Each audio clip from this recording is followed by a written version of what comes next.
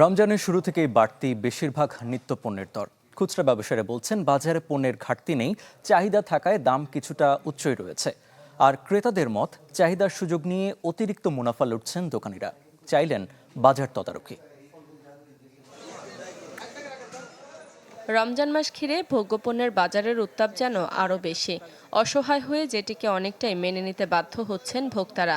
লেবু, বেগুন সহ বেশিরভাগ পণ্যই কিনতে হচ্ছে বাড়তি দামে। রাজধানীর কারওয়ান বাজার ঘুরে দেখা যায় লেবুর বাহারি পসরা সাজিয়ে দোকানিরা।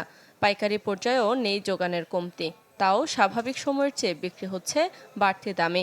হালি প্রতি মানভেদে লেবু বিক্রি হচ্ছে ৮০ থেকে ১০০ টাকায়।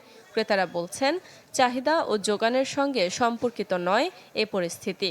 ক্রেতাদের ঠকিয়ে বাড়তি মুনাফা অর্জনের প্রবণতা এর জন্য দায়ী। লেবু কিনা ছাড়া আমি দিচ্ছি, লেবুর দাম বেশি, আমরা কিনে খাবো না লেবু, তা খেয়েছি। প্রত্যেকের দোকানে কিন্তু অনেক প্রচুর লেবু, কিন্তু দামটা ওইভাবে নামার কথা ছিল, কিন্তু পরে নাই। রোজার শুরুতে প্রথমে লেবুর দাম ছিল বেশি, এখন কিন্তু কমে গেছে। এবার নগদে পাচ্ছেন হেলিকপ্টার অফার, তাই কেনাকাটার পেমেন্ট নগদে করুন আর বুঝে নিন ২০০০ টাকারও বেশি ক্যাশব্যাক সহ হেলিকপ্টার রাইড। পেমেন্ট শুরু করুন আজই।